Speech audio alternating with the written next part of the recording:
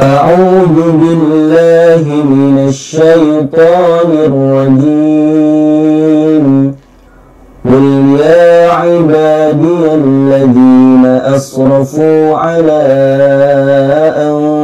أنفسهم لا تقنطوا من رحمة الله إن الله يغفر الذنوب جميعا إنه هو الغفور الرحيم وأنيبوا إلى ربكم وأسلموا له من قبل أن يأتيكم العذاب ثم لا تنصرون.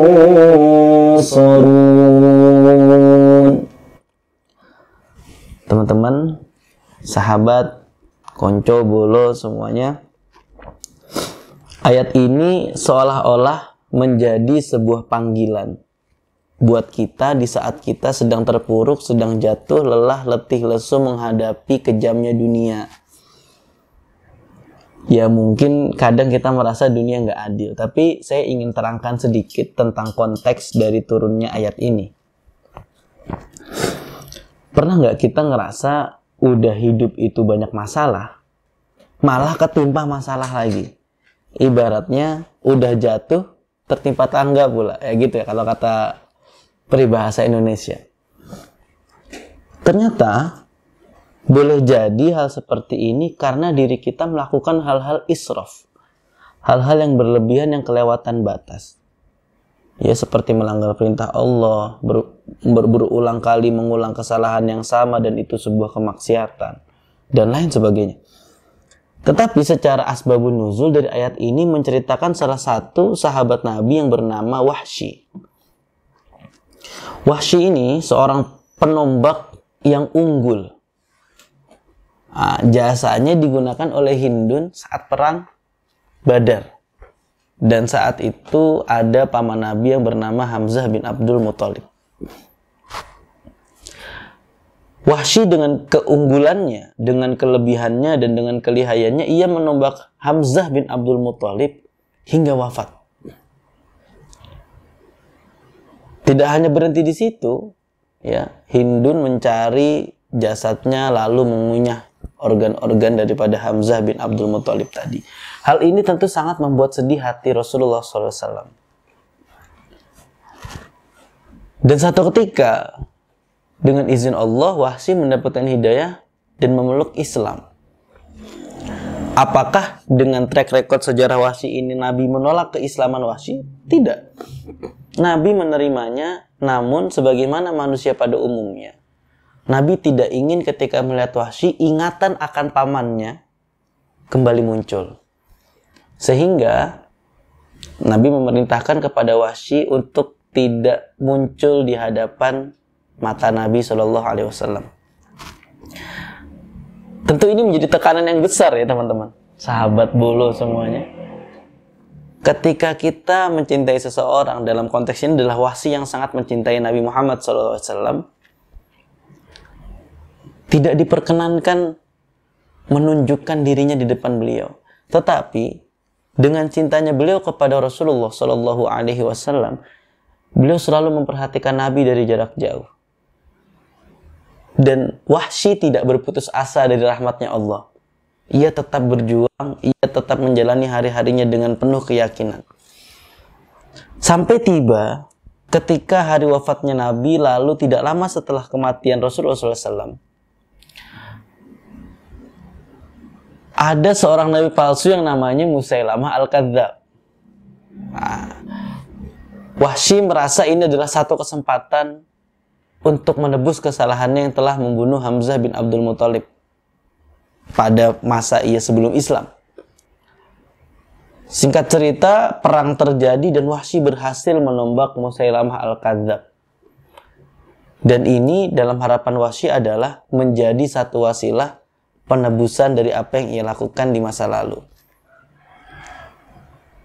Teman-teman, sahabat, bolo, konco semuanya. Maka dari itu, ayat lanjutan dari qul ya ibadiyalladzina asrafu ala anfusihim la taqnatu mir rahmatillah adalah innallaha yaghfiru dzunuba jami'a innahu huwal ghafurur rahim. Allah itu mesti akan mengampuni semua dosa, karena Ia sungguh Maha Pengampun dan Maha Penyayang. Nah, lanjutannya tadi wa anibu ila rabbikum wa aslimu lahu min qabli ayyatiyakumul adzabu tsumma la tunsarun. Ya.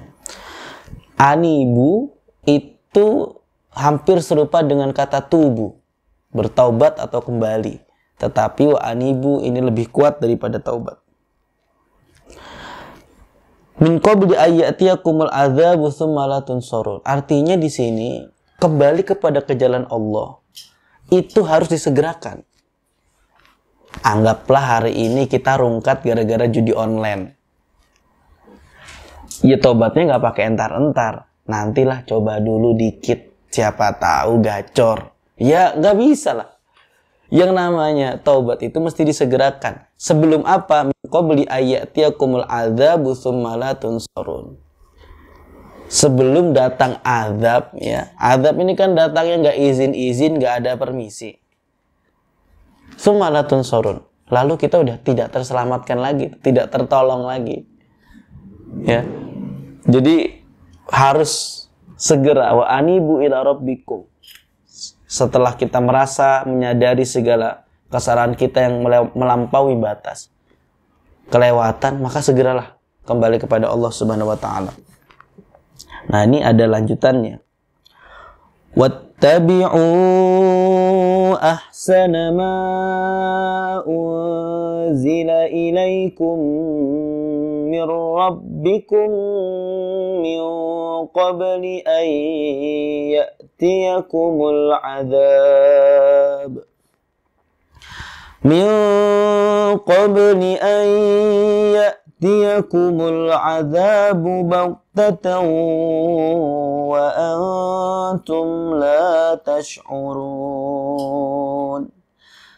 أن تقول نفس يا حسرة على ما فرطت في جنب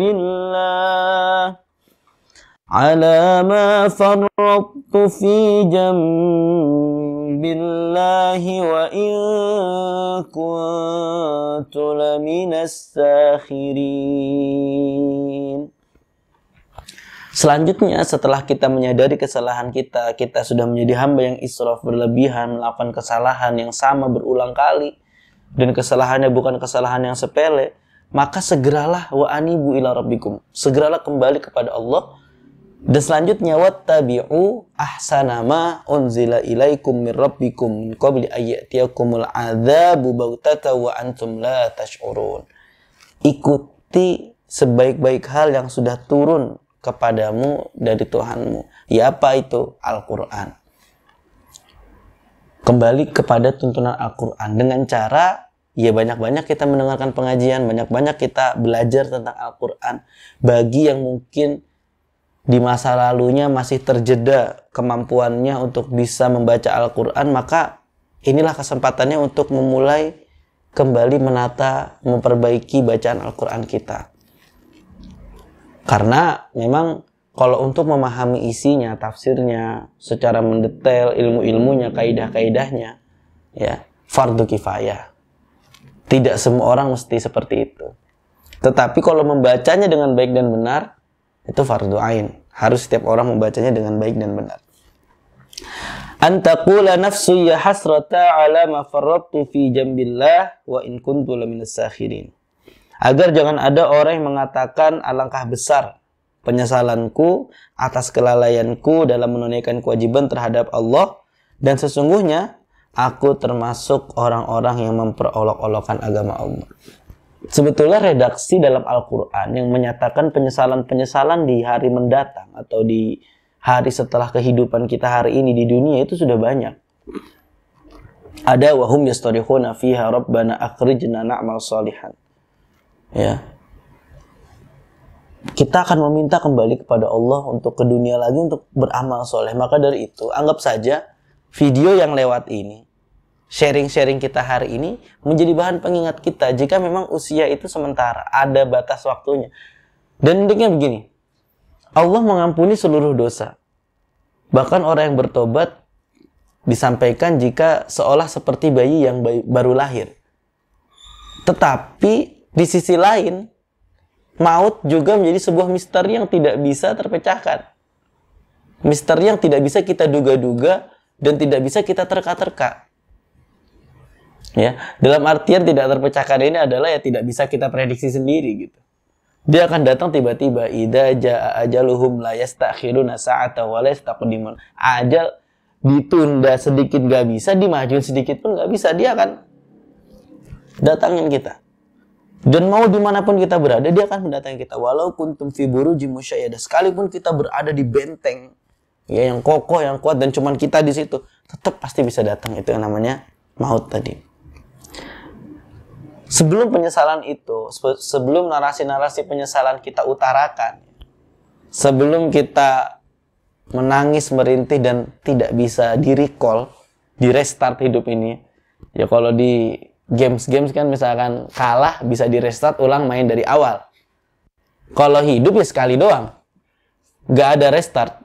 Dia sekali satu kesempatan, kalau misalkan gagal ya gagal, kalau misalkan berhasil ya berhasil. Tentu harapan kita semuanya, kita akan menjadi pribadi yang berhasil dan mendapatkan husnul khotimah. Terakhir, sebagai intinya adalah, kalau kita hari ini merasa diri kita banyak kekurangan, banyak kesalahan, dosa masa lalu yang mungkin tidak terhitung, la taqnatu min rahmatillah. Jangan berputus asa dari kasih sayangnya Allah. Ya. Kalau misalkan kita datang kepada Allah dengan merangkak, maka Allah datang kepada kita dengan berjalan. Kalau kita mendekat pada Allah dengan berjalan, maka Allah akan mendatangi kita berlari. Bahkan dalam satu ungkapan yang sangat bagus, ketika para malaikat memprotes atas penciptaan manusia, mereka bilang, ya Allah, apakah saya ini kurang bertasbih kepada kamu? Apakah sujud kami kurang kepada kamu? Sehingga engkau menciptakan manusia untuk beribadah kepada kamu. Manusia ini ya Allah akan bertumpah darah. Mereka akan berseteru, mereka akan melakukan keburukan, mereka akan melakukan kemaksiatan. Lalu jawaban Allah apa? Fa illam yatubu fa ana tabibuhu wa iyatubu fa ana habibuhu. Mereka ini manusia, kalau mereka belum bertobat, mereka dalam kesesatan, mereka masih melakukan hal-hal yang menzalimi dirinya sendiri, fa ana tabibuhu, maka akulah yang akan menyembuhkannya, akulah dokternya, kata Allah. Saat mereka kembali, fa iyatubu fa ana habibuhu. Kalau mereka sudah bertobat, mereka sudah kembali ke jalan yang benar, maka aku adalah kekasihnya.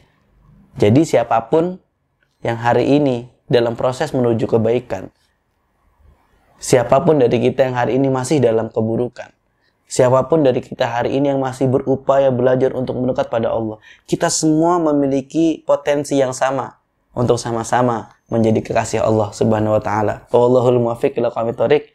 Wassalamualaikum warahmatullahi wabarakatuh.